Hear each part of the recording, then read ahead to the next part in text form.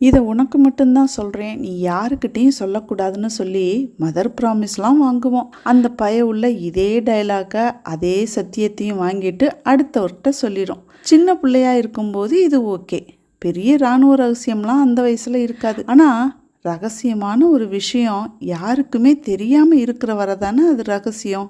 சம்மந்தப்பட்டவரை தாண்டி ஒரு நபர், அது எவ்வளோ உயிர் உறவாக இருந்தாலும் அவங்களுக்கு மட்டும்தான் தெரியும், வேற யாருக்கும் தெரியாது.